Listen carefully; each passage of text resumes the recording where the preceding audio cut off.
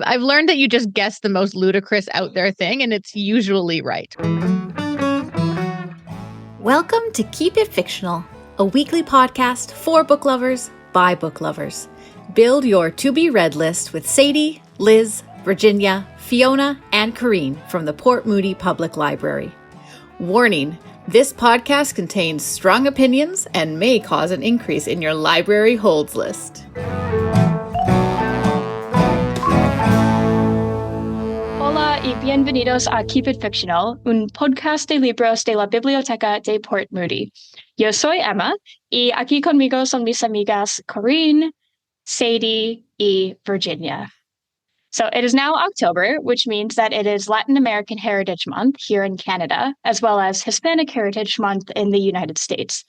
Latin American Heritage Month is a time to celebrate the achievements and contributions the Latina community has made across Canada. The Latina community is vast and culturally rich, making it quite difficult to encompass the diversity of the Latina diaspora in one definition and with one cultural identifier.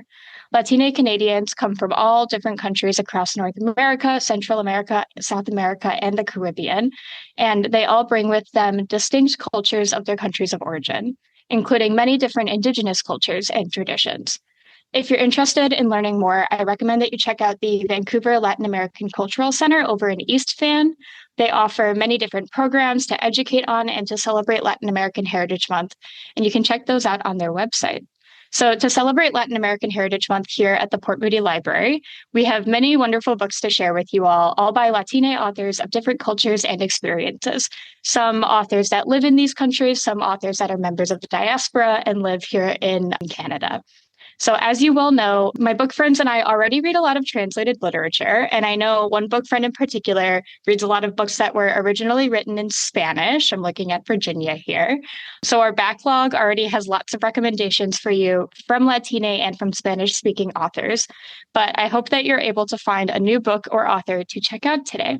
I also want to emphasize, like we've said before, that it's important to read Latina books by Latina authors not only during October, but all year round. We want to celebrate and uplift the voices of authors, creators, and artists across all different countries and cultures in Latin America and in the Latina diaspora, and we encourage you to do the same. So with that, I think it's time to hear about some of the books that we have today, and today we're going to start with Virginia. All right. There are many reasons to pick a book. And the book I read for today, I pick up for a very, very silly reason, because it promises me a story about a Pitbull impersonator. Yes, the singer, rapper Pitbull. I don't care about Pitbull. I don't know anything about him.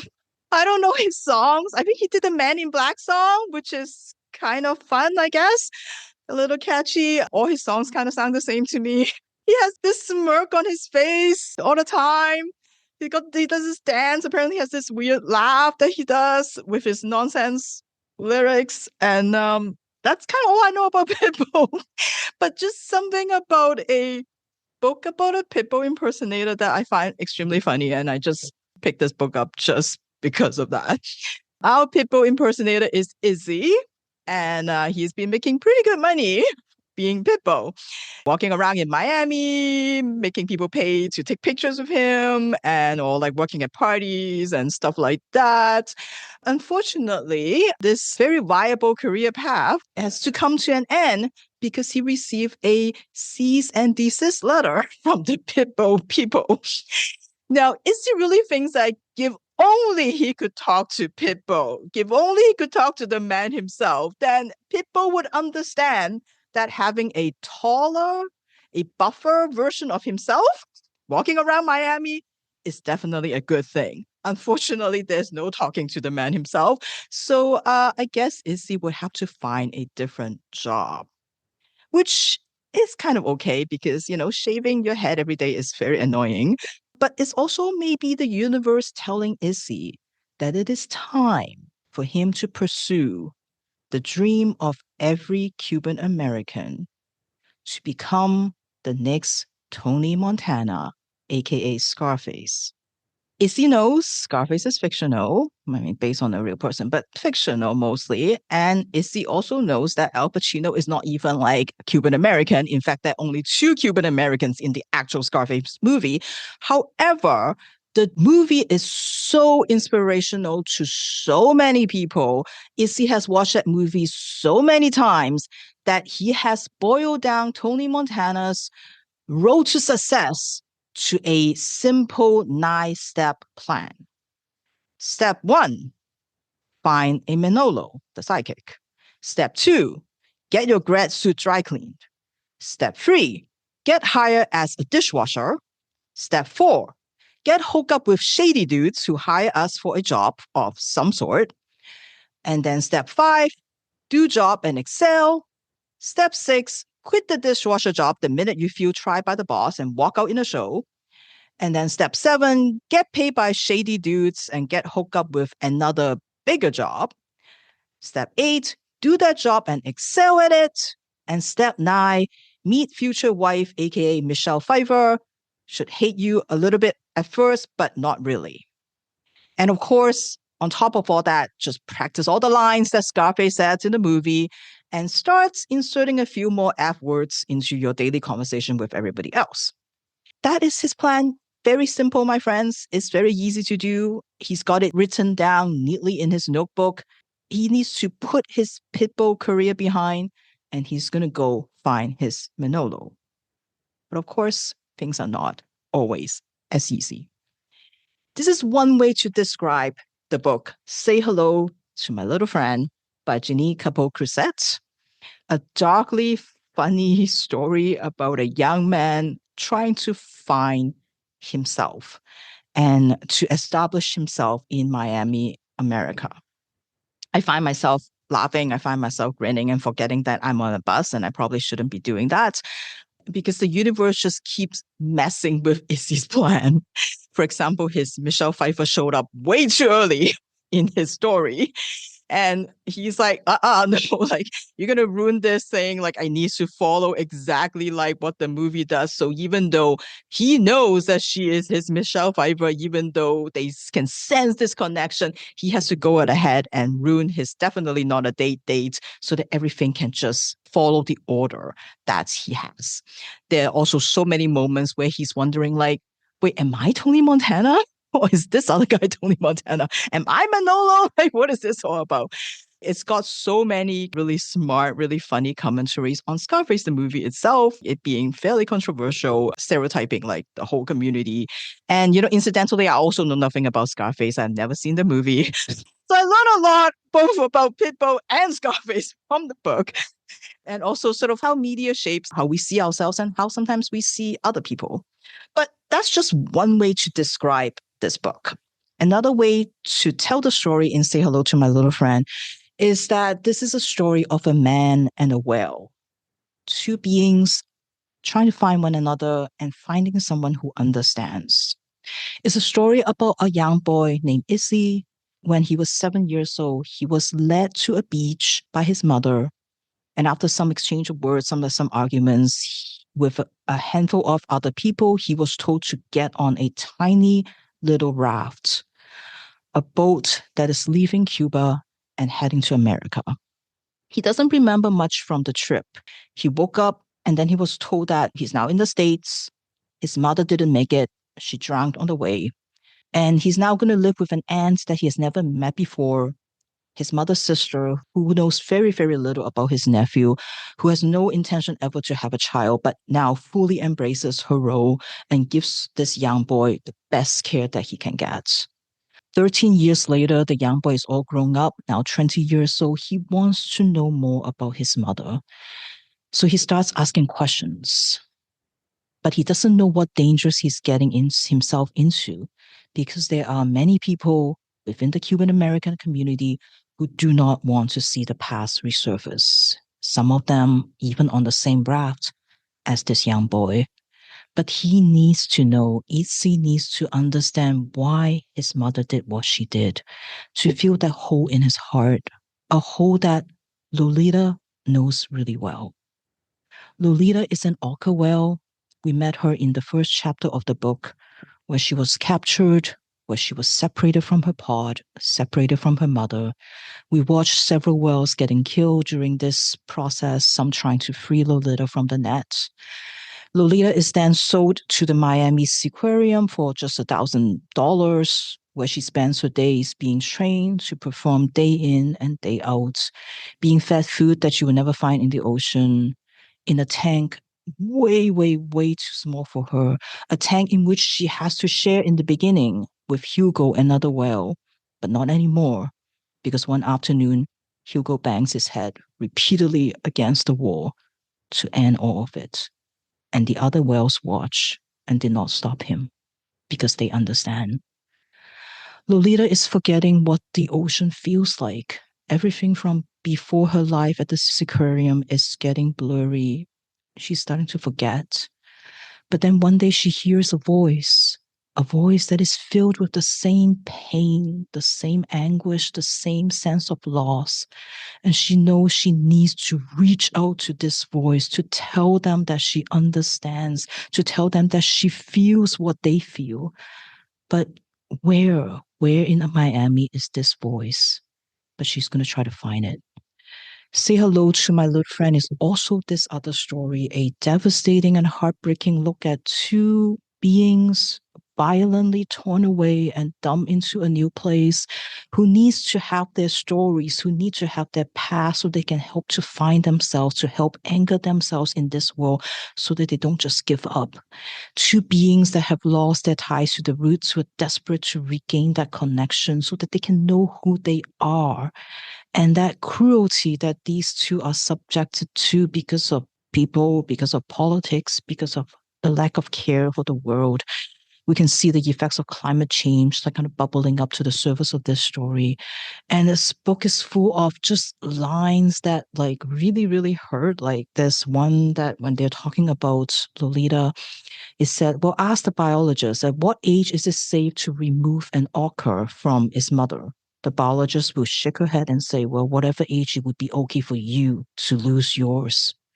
It's a testimony to Jennine Crucet's skills to juggle these two sides of the story. And I think you need both of them, the Scarface, the more funny, kind of darkly funny stuff, with this like other story of the orca whale, the story of a Cuban American migrants. And she does sit so well in switching those points of view and be able to juggle the two sort of very different emotions and really like put them together. And you don't just have this point of view of Izzy and also with Lolita, but you also get other perspectives so they can fill in those missing information and you get like a fuller picture of what the impact is for the actions present and past. And she also does some rearranging of the timeline. So again, you know, like you get the story out of order, but it's done so well, it's never confusing.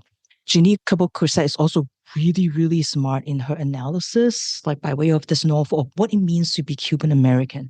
On the front, that's another reason why I picked this up, but there is a blurb from Charles Yu. And yes, nothing is going to be interior Chinatown, but it gives me that same vibe. Is that examination of a hyphenated identity. What does it mean to be Cuban American? And there's a whole chapter, in fact, on this book about what does it mean to be a Cuban American novel? What does it mean to be a Cuban American movie? How can people tell? Like, is there a checklist? She was kind of wondering, like, is it like, you know, having a wedding that's more like a club? Is it having palm trees, having neon lights, having all this art deco stuff? Is it having like old Cuban guys playing dominoes, smoking cigars? Like, do I qualify? Do I qualify as a Cuban American? Like, and is it Cuban American enough? And it's just like really interesting the way she kind of talk about it. It's very much like Charles Yu book, talking about like all these specific elements that are supposed to evoke a certain place or group of people. Like, what does it mean to have these things that are so much identified with a community, but it's also limiting how we think about that community? Pitbull also gets a chapter in the book, and he's fully aware of the caricature that is him. And again, using his voice, talking about, again, what is he perpetuating in terms of his image, the stereotype, and the place itself, Miami. You know, like, how do people know that you're in Miami? And what does it, you know, mean when you have all these things that people, oh yeah, that's Miami, and that you're trying to like match the impression. You're trying to match these expectations of what people have of you. Underneath that really funny kind of story, there's a lot of really thought-provoking questions that Crucet is observing and also making fun of at the same time. And I think she does it really, really well. So if you're looking for a book that it's funny, but also like really moving and really sad at the same time, about an orca whale, about Pitbull, about Scarface, I think this would be a really interesting read for this particular month and also for any time of the year. So that is Say Hello to My Little Friend by Jennine Capó Crucet. Thank you so much, Virginia. I never expected a book about Pitbull or like a Pitbull impersonator would go so well with like a story of an orca whale, with this kind of like really sad story of being separated from your family. So that sounds really fascinating. So I will share next. My book is by a Mexican author, so not an author from the diaspora, but someone who was born and raised in Mexico City. She's a novelist and an essayist named Brenda Lozano. And before I get into the actual book, I have to say once again on the record that people on Goodreads do not know what genres are. I had the same issue when I was looking at the Goodreads page for this book in particular. So this book is called Brujas in Spanish, or Witches in English. And it's got like one of the coolest covers I think I've ever seen. It's got this like super sick bird woman with this beautiful kind of traditional Mexican outfit. Very cool cover. I was immediately sold on the book when I saw it. And I can only assume that this happened because of the title of the book, because of what the cover looks like. But people on Goodreads tagged the book's genres as fantasy, horror, paranormal, and magical realism, which there is absolutely none of in this entire book. So like, I think it might just be a fantasy problem where people don't understand what fantasy means. Like there's hallucinogenic mushroom trips, which I guess some people might think is fantasy, but that happens in real life. So I don't understand what was going on. But I digress. I have beefed with people on Goodreads. So this book is not a fantasy. It's kind of like Virginia's. It's got these two parallel narratives that are woven together really expertly. It's a story about two very real women born in different centuries, both within Mexico, and how their lives intersect following the murder of an indigenous trans woman. So one of the stories is that of Zoe, who is kind of a vaguely Gen X or millennial woman living in Mexico City, and she works as a journalist. And the other story is that of Feliciana, an indigenous curandera or a healer living in a rural mountain town called San Felipe. Feliciana heals people using a traditional ceremony called a velada, which involves feeding those being healed psychedelic mushrooms that she foraged in the mountains. And traditionally in her culture, women do not become curanderas. They do not become these healers. It was the practice of Feliciana's father and her grandfather and her great-grandfather. And it was the practice of Feliciana's cousin, Paloma, who taught her the secret of the ceremonies when they were young. Paloma is Muxe, which is a traditional third gender in some indigenous cultures in Mexico. And when she started presenting herself as Muxe, as a trans woman, she stopped practicing the ceremonies, which were traditionally meant for men. So the book begins with Feliciana learning that Paloma was murdered. And Zoe, the journalist from Mexico City, was sent to San Felipe to meet Feliciana and to report on Paloma's murder. Feliciana does not speak Spanish, or what she calls the government's language. She speaks the language of her ancestors, and she cannot read or write. So she speaks to Zoe through an interpreter throughout the entire book. The chapters alternate between the two women, between Zoe and Feliciana, sharing experiences from their childhood. They mostly speak about their mothers and their sisters and the relationships that they had with the women in their lives. Feliciana speaks about how her grandmother became sick when she was young and how Paloma, who was a boy then, healed her in a velada ceremony. And it was then that Paloma taught her that she, Feliciana, had the gift of the language, that she could practice the ceremonies as well. And in Zoe's chapters, she often speaks about her relationship with her sister Leandra and how Zoe, as the older sister, had to be the respectable and the responsible one for their parents. And Leandra was the rebel who started a fire at her school when she was 13. and how she started hooking up with boys and girls around the same time when she was a young teenager. So Leandra was the rebellious child, while Zoe had to be kind of practical and more responsible. Both of the women talk about their relationships with the men that raised them. Feliciana's with her grandfather, who was never accepting of Paloma and of her Boucher identity. And Zoe's father, who she was very, very close to, despite the fact that he was a little bit aloof, a little bit cold, but he died from a heart attack when Zoe was only a teenager. So she carries quite a bit of trauma from that. Feliciana also talks about how her village was affected by colonial forces at work within Mexico, how outsiders come to her village when they learn that what she can do, when they learn about her ceremonies, and demand her mushrooms and demand that she does ceremonies for them so that they can learn from them without truly respecting what those ceremonies are and what they mean to Feliciana and to her culture and to her community. She talks about how celebrities from America and from Argentina and from Britain come to her to be healed. She talks about how documentary filmmakers come to film her. After this film was made, she became a global phenomenon as a curandera and as the only woman to be one, since it's traditionally a man's career. Feliciana is actually based on a real Mazatec curandera, an indigenous curandera from Oaxaca, from southern Mexico, named Maria Sabina, who did veladas for people like John Lennon, Keith Richards, and Bob Dylan.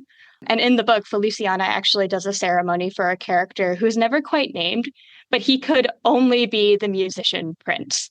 In both the book and in real life, the curanderas attract the unwanted attention of wealthy white people who lack the respect for the sacred and traditional purposes of their ceremonies. And in the book, this causes Feliciana to make a lot of unwanted enemies within her village, especially from men who also are trying to practice as healers, but being a little bit more shady about it, men who feel threatened by Feliciana and by what she can do. So while Zoe is in San Felipe to learn about Paloma and her murder, she ends up learning a lot more about herself through the connections that she makes with Feliciana and through the conversations that they have throughout the whole book. All of the women in this story, both Feliciana and her sister, Paloma, Zoe and her sister Leandra, they all must find their own way in a country that's kind of overrun with this machismo culture. Men appear throughout the story, but they're always in the peripheral as fathers or lovers or sometimes something a little bit more dangerous. But the book is very much about the women and the relationships and the healing and the power and the patriarchy that they learn about. So while I was reading Witches, I actually alternated between reading the book itself and listening to the audiobook. And I highly, highly recommend the audiobook version, since the whole book is kind of just one long conversation between these two women while Zoe is there to interview Feliciana. Since they're like sitting together in the same room and verbally sharing their stories, it feels very much like oral storytelling. And Feliciana's chapters in particular are very kind of circular and repetitive. She makes a note that she can't read or write, so the way that she communicates and shares knowledge is entirely through oral storytelling. When I was reading the actual book, I got a little bit lost because it would repeat itself pretty often. She would kind of talk in really long circles before making a point. So like I would get a little bit lost, but that rhythm works really, really well when it's spoken to you, when it's read to you. So I remember there being kind of a stark difference between what it felt like to read the actual book and to listen to Feliciana's chapters. So I really, really recommend listening to the audiobook. So if you like books that are about complex female relationships, stories about queer women, obviously Paloma is Mushe, and then Zoe's sister Leandra is bisexual. So there's a lot of interesting queerness happening in here. If you like stories about healing, if you're like me in Virginia and you like a nonlinear narrative, because this book doesn't have like plot, I would say. It's kind of just these two women sharing all these different experiences about their lives. So it jumps quite a bit to different time periods in their lives. Or if you like oral storytelling as a writing style and you're interested in checking out a really good audiobook, then I would highly recommend Brujas, or Witches is the translated title, by Brenda Lozano.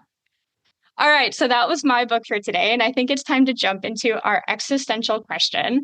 So as is kind of a tradition on these types of episodes during Pride Month or for Truth and Reconciliation Day, we tend to shout, or Asian American Heritage Month, we tend to shout out other authors, other books that we would recommend that kind of fit within these categories.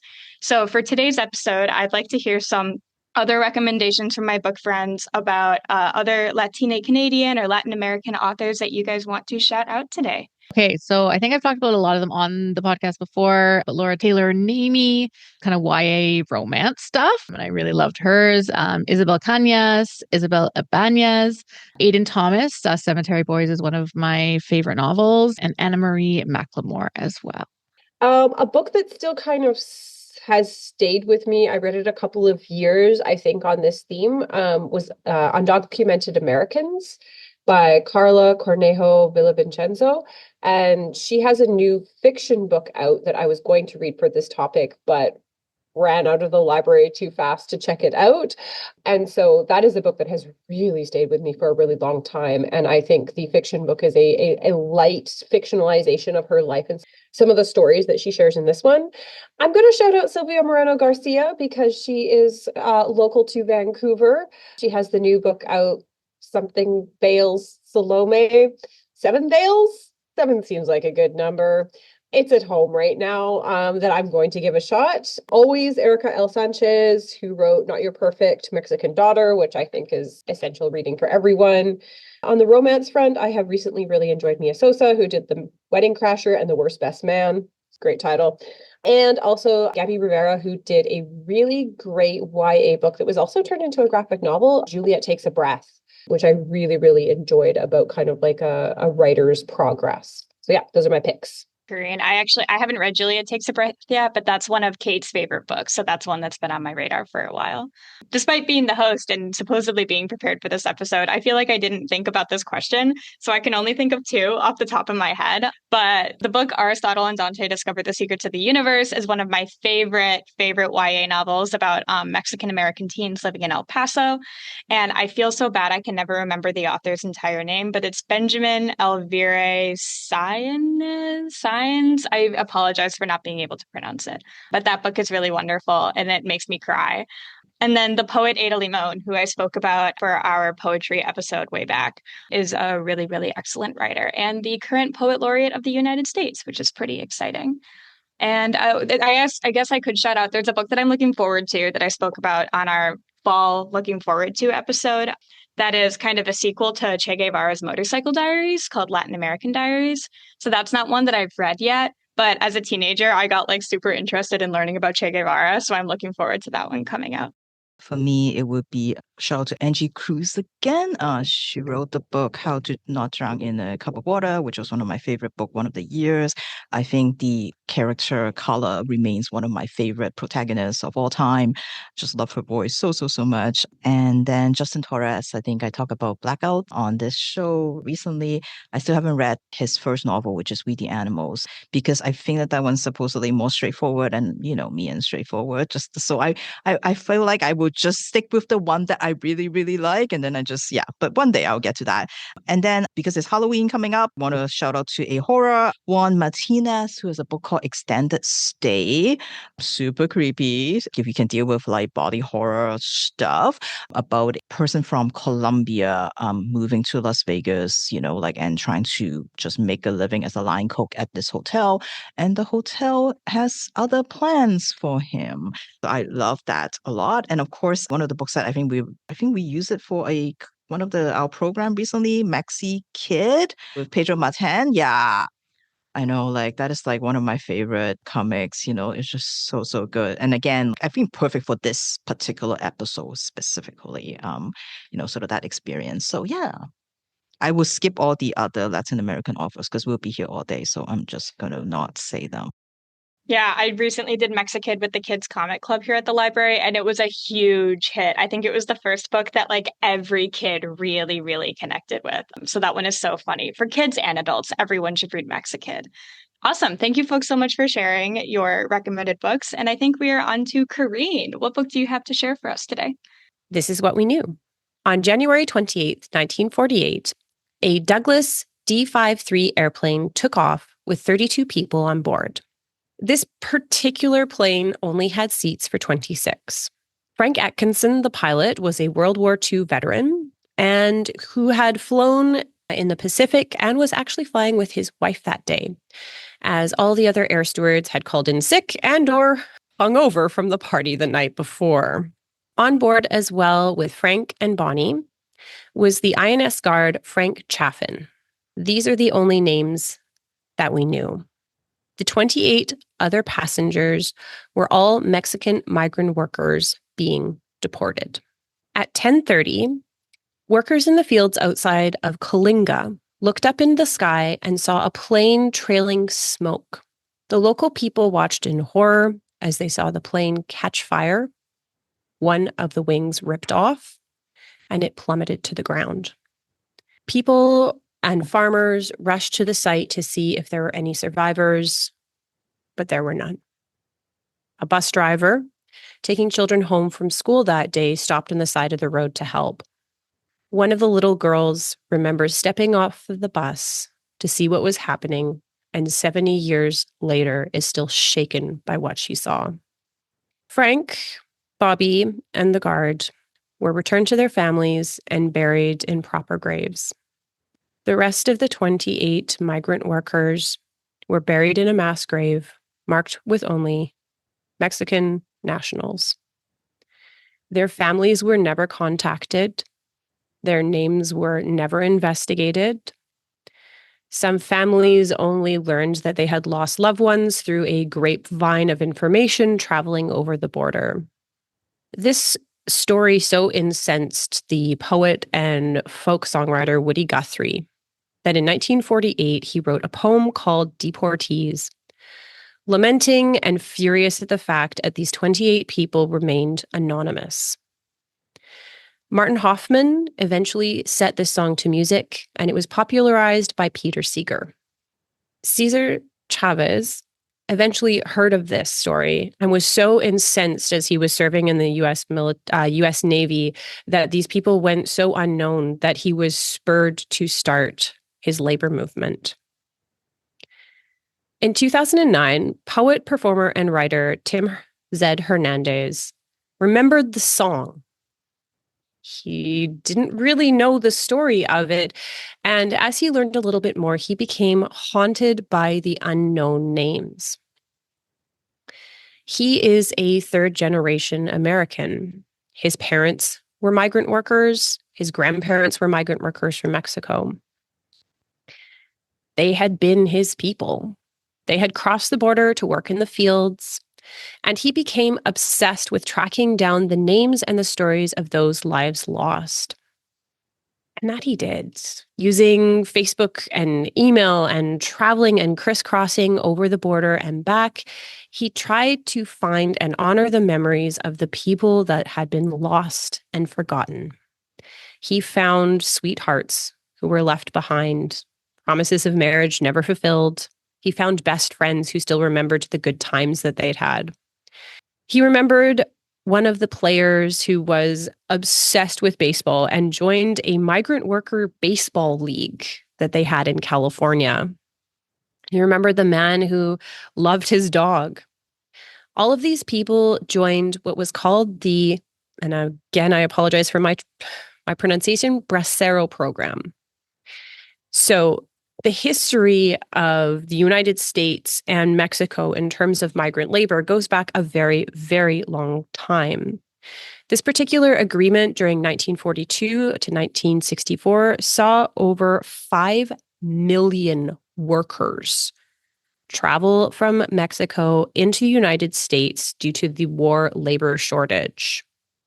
Many of these people came from small farming villages, and they had ancestors who remembered when California, the place that they were going to, was actually under their rule. California had only joined the Union in 1850, and the border had essentially been drawn in the sand. These people traveled through cattle cars, were inspected like cattle, and humiliated to be granted the privilege of working in the United States. Many traveled and returned for many years, and they had different reasons for going. Some of them needed money to start a family. 2 went to work in order to find the money to buy a well for the village so that the farms could thrive. Some just needed it for their sick families. Sometimes their visas ran out. It was to be expected. They would be deported and returned. And especially after the end of World War II, when the soldiers started coming back and looking for work, people started to deport these workers in the efforts of appeasing politics. They were ostensibly given a choice. They could either go back in the really quite gross cattle cars or take this newfangled technology of the train. And this is the story of 28 people who may or may not have had the choice to take the plane or the train. Hernandez has devoted countless times and efforts to tracking down and orally recording these stories. He travels through California as well as to Mexico and records the stories of the people left behind and their memories of the survivors on his trusty little tape recorder. The entire narrative reads more like a memoir of the people than a particular history of what had happened. He is described in a New York Times review as a listener. And that's the sense that you get from it, that he sat and he listened to these stories and let the families speak and kind of brought the victims of this tragedy alive. He doesn't spend a lot of time editorializing, and I think that's what makes this story so impactful. What happened was a tragedy, but it's also largely indicative of the way that US has, had, and will treat migrant workers, and the same in Canada. They're seen as disposable. However, they are integral to the agricultural running of the countries. What happened to them and the easy dismissal that the governments of both the United States and Mexico had to their safety and lives is exemplified by the fact that no one bothered to find their names. They simply put them all in a mass grave, dusted their hands, and were done with it. To the point where some families simply threw rumors as nothing was confirmed, either thought that their family members were dead when they were in fact alive, or thought that they were alive when they were eventually actually dead. Did I cry reading this book? Yeah, I really cried quite hard. Tim Hernandez, I think, is primarily a performer. And so he takes a lot of these stories and fictionalizes them, tells them in a way that is not necessarily historical record, but is done in an effort to make them seem more like people. And all of them seem so human, the ones that he was able to track down. Only 12 of them, of the 28, have ever been fully named and recognized. Through his efforts, fundraising, and working within the community, they were able to finally put a proper gravestone over where the victims were laid to rest. And he continues throughout this time to try and track down the rest of the names of the victims 70 years later. This book is And They Will Call You. And he wrote a follow-up book a couple of years later talking about the process of writing this book, talking about how this story really links to his own personal ancestry and history, and the generational trauma of the difficulty of being a migrant farm worker, of being both in a society and outside of his society, never being able to really find a home, and the hardships and racism faced by the people working in the fields, who are, again, an integral part of the agricultural system, however, seen as disposable and almost inhuman. I think that this book is a really important part of the story, and he tells it with such sensitivity and in many ways a little distance. He's not there to editorialize. He's not there to make this a part of a bigger story, but you can't help as to do that yourself. And I think that is what is so wonderful and so clever about this. He shows you the victims. He doesn't tell you to care, but through his writing and through the memories of the people, you do care deeply about what happened to these people and the larger story of the plight of migrant workers.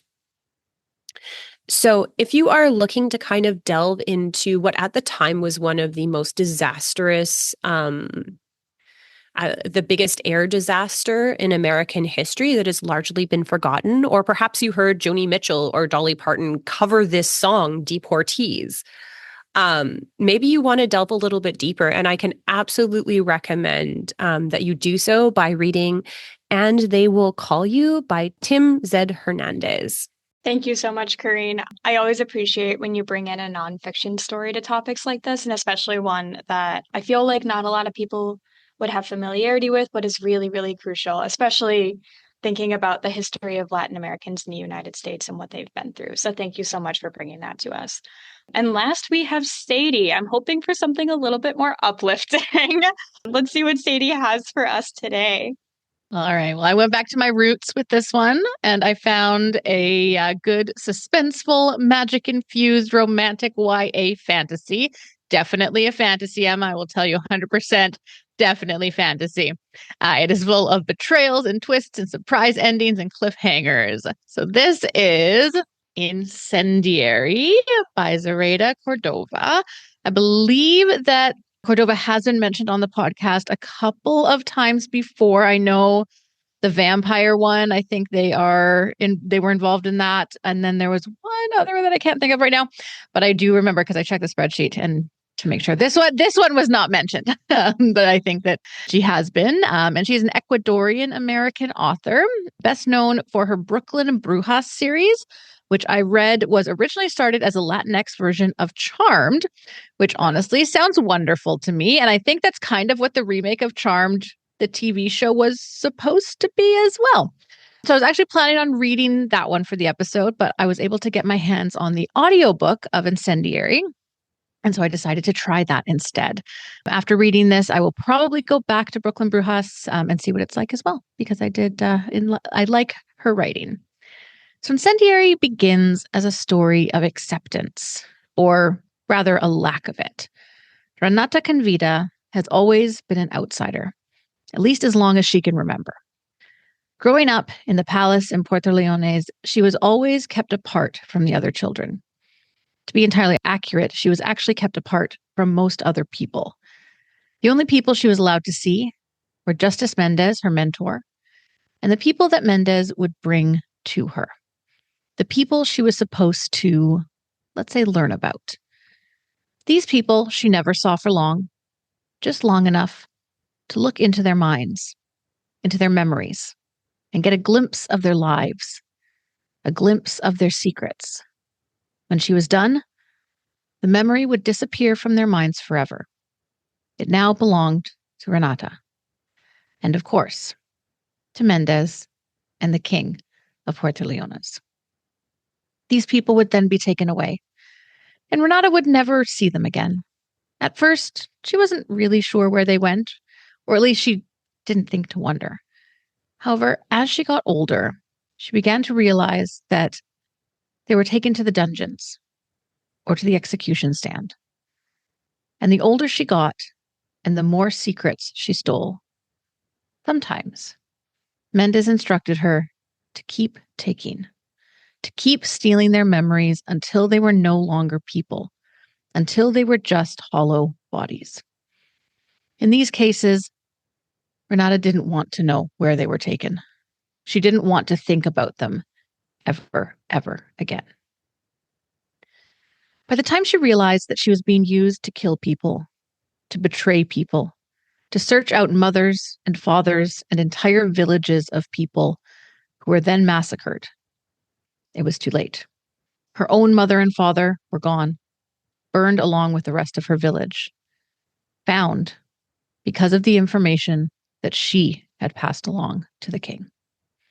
By this time, she had no one left in the world except Mendez. Nowhere else to go. But that was almost 10 years ago now. Almost 10 years ago since the night her life changed forever. The night the rebel spies, the Whispers, set the city on fire in an attempt to overthrow the king.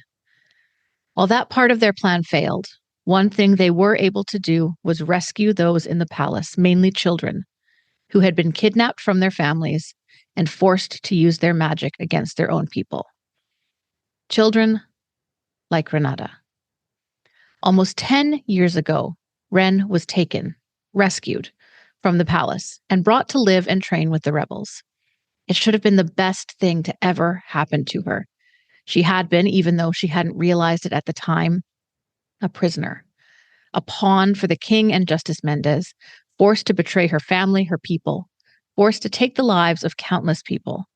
She was now finally with others like her, the Moria, magic wielders, the Persuari, who could use and twist a person's emotions and hidden desires, the Ventari, who could read a person's thoughts, and the Robari, who could steal a person's memories. These were the very people who Renata had unknowingly been betraying to the king, the people whose minds she had ripped apart. Being rescued should have been the best thing to ever happen to her. But it wasn't. Ren was still an outsider. As a Robari, one of the rarest types of Moria, she was not trusted by anyone. She could look into a person's mind and steal their memories just with the touch of her hand. And if she took too much, she could turn them into a mindless hollow. It didn't help that she spent years working for the king. Even if she was a child and had no idea what was happening, and even if most of the memories that she had of her time in the palace were hidden away somewhere in her mind, in a place where even she had no idea how to access them. And so while she may be part of the rebel cause, she does not belong there. And many of her fellow Whispers ensure that she knows it, with mistrust and cruelty. However, not among them is Des, son of the rebel leader Ilan and head of her scouting team. Des has always believed in her, trained with her, given her a place on his team and in the Whispers, even loved her. Ren doesn't know what she would do without him, and he assures her she'll never have to know. Des is a Persuari and has powerful magic of his own and is very adept at using it to protect himself.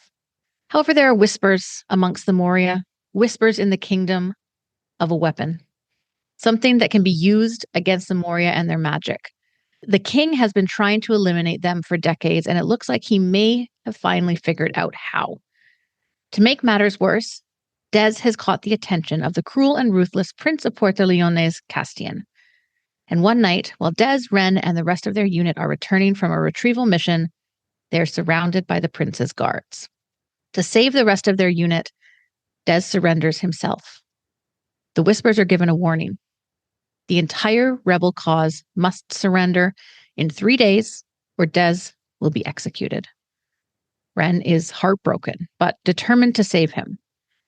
However, when she learns from Ilan that they have no intention of rescuing Des, she's shocked. Even more so when Ilan tells her that the plan was always for Des to get captured, because then he can investigate this new weapon from inside the palace. All he has to do is use the code he has memorized to break out of the prison. The code which was in his memories.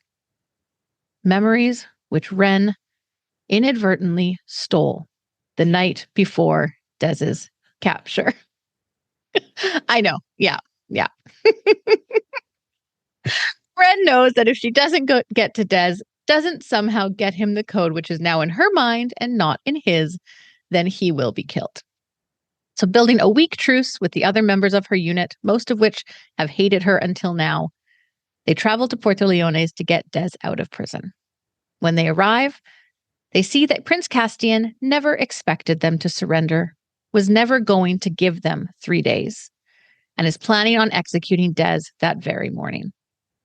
Ren and the others try to get to the platform, try to save him. But as Ren sees Castian's sword slice through Des's neck, she knows that all is lost. In a haze of grief and fury, Renata makes a choice, one that may doom her forever. She continues Des's task. She searches out the weapon inside the castle. She goes back to the place where all her horrors began, to be turned into a tool for the king once again. All the while searching for the weapon, searching so that she can destroy it. And once she's found it, once she's destroyed it and has given the Moria a bit of breathing room, then she will find Prince Castian and kill him, but not before she makes him suffer in ways that he didn't know were possible. Da, da, da. As I said at the beginning, this book is suspenseful. It is filled with magic and betrayals, twists and reveals. Of course, there's romance.